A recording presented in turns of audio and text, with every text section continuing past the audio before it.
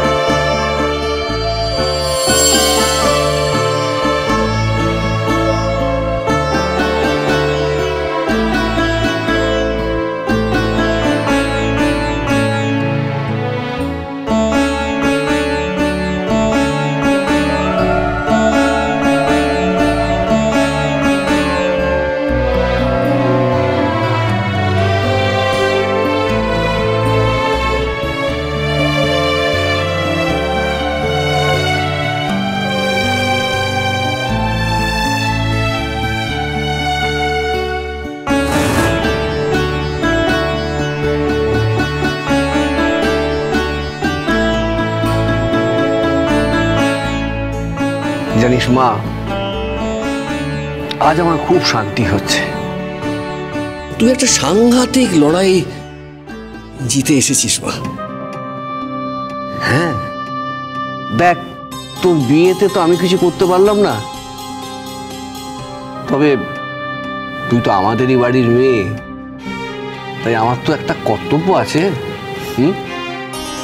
তাই আমি ঠিক করে নিয়েছি, তোরা থাকিস বা না থাকিস, আমার এই ফ্ল্যাটটা আমি তোর নামে লিখে দেবো।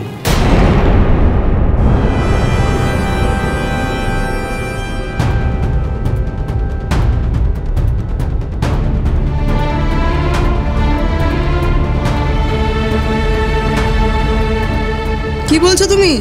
কি বলছো এগুলো? কেন শুনতে পাওনি?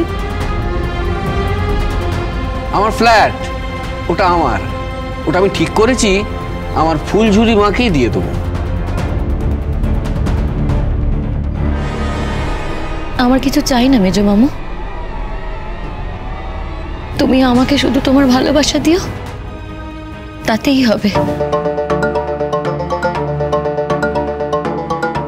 তোমার সব ফ্ল্যাট ঠেলাট আমার চাই না। দেখো, আমি তো ছোটবেলা থেকে বস্তিতেই থেকেছি, বস্তিতেই বড় হয়েছি। এই বস্তিতে থাকতে না আমার কোনো অসুবিধা হবে না গো। দেখো, ওই বস্তিতেই না আমি ভালোবাসা দিয়ে রাজপ্রাসাদ বানাবো। আর যদি সম্ভব হয় পরে না হয় ইটের বাড়ি গড়ে তুলবো।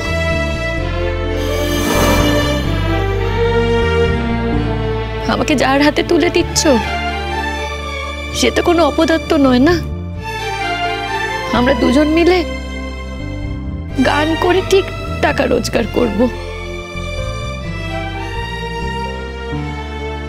তুমি শুধু আশীর্বাদ করো আমরা দুজনে যেন সেটা করতে পারি। আর কিচ্ছু চাই না আমাদের তোমার কাছ থেকে। ভয় পাচ্ছিস মা? আমার মেয়ে আর বউকে ভয় পাচ্ছিস? না রে, ভয় পাওয়ার কিছু নেই, ওই ফ্ল্যাটটা তো আমার। মেজো বাবু, ফুলঝুরি কখনো ভয় পেতে শেখেনি গো। ফুলঝুরি কাউকে ভয় পায় না। দেখো, আমার হাত পা আছে, চোখ আছে, কান আছে, আমি নিজে কাজ করতে পারবো, নিজে খেটে খাবো। শুধু শুধু বাবার বসে ফুটুনি কেন মারবো গো? হ্যাঁ, তুমি আমার মেজো মামু হও, বাবার মতোই তো। বাবার রোজগার করার টাকায় কেন ফুটুনি মারতে যাব? যদি দরকার হয় না বাবার হাতে কিছু তুলে দেব, কিন্তু বাবার যেটা সেটা বাবারই থাকবে।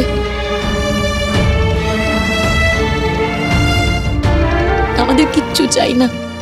তোমার এই ফ্ল্যাট ঠেলাট সব তুমি তোমার কাছেই রাখো। বারে বাহ, জানিস তোর প্রতিটা কথা আমাকে খুব অহংকারী করে তোলে। খালি মনে হয় যে তোর মতো আমার একটা মেয়ে হলো না কেন বল দেখি না।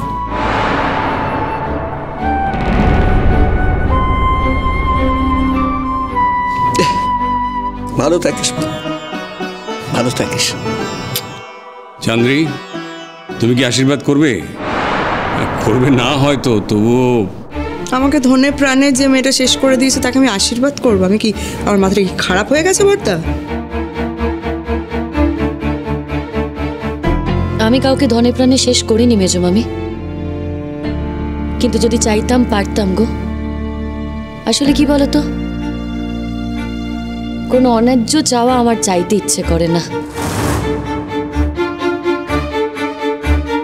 আর লালনও যদি চাইতো না, তোমাদের কিন্তু ধনে প্রাণে শেষ করে দিতে পারত, কারণ অনেক প্রমাণই লালনের কাছে আছে, কিন্তু ও সেটা চায়নি। আজ আমি এ বাড়ি থেকে চলে যাচ্ছি, কিন্তু যেতে যেতে তোমাকে একটা কথা বলে যাচ্ছি মেজমামি। আমাকে অনেক অপমান করেছো তুমি, অনেক ছোট করেছো। তখন তো আমি এ বাড়ির মেয়ে ছিলাম না, তখন আমি বস্তির মেয়ে ছিলাম। এ বাড়িতে আসতাম, কাজ করতাম আর বাড়ি চলে যেতাম। তাই সেই সময় আমি যদি দেখতাম যে তোমায় কেউ অপমান করছে, তুমি ছোট হচ্ছ, আমার কিন্তু খুব শান্তি হতো গো। কি বলো তো, তুমি যতবার আমাকে ছোট করেছো, ততবার তুমি নিজে ছোট হয়েছো। তবে এখন না, তোমাকে ছোট হতে দেখলে আমার একদম ভালো লাগে না গো। এখন তো আর আমি বস্তির ফুলঝুরি দাস নই, আমি হলাম এই বংশের মেয়ে। তাই আমার সত্যি ভালো লাগে না যে তুমি ছোট হও। মেজমামি, তুমি একটা স্কুলের দিদিমণি, তোমার সম্মানটা তো তোমার বজায় রাখা উচিত, বলো? তাই তোমাকে বলছি, আর কাউকে ছোট করো না, নিজেও ছোট হয়েও না। তুমি যদি নিজের সম্মানটা বজায় রাখো, তাহলে আমরা সবাই খুব খুশি হব। বাব, মুখে তো খুব কথা ফুটেছে দেখছি। কিরে, দেখতে পাচ্ছিস? দেখ ফুলঝুরির অবস্থা দেখ। মাথা ধরে গেল।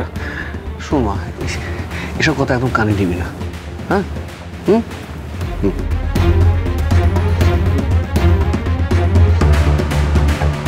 কথাবার্তার ধরন একেবারে পাল্টে গেছে। যবে থেকে শুনেছে যে ও এই পরিবারের মেয়ে, ওর কথাবার্তা, হাব ভাব, চাল চলন সব একেবারে পাল্টে গেছে। আগে থাকতো পায়ের তলা, এখন মাথার ওপরে উঠে নাচছে। তোকে আমি... মা, তুমি এসব কথা আমাকে কেন বলছো বলো তো?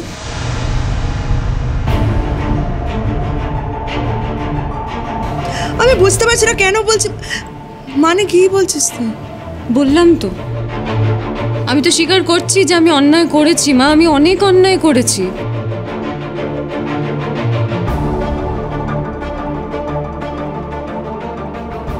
আজ ফুলঝুরি আর লালনের দয়াতে, হ্যাঁ, ফুলঝুরি আর লালনের দয়াতেই আমি এখন অবধি এই বাড়িতে আছি।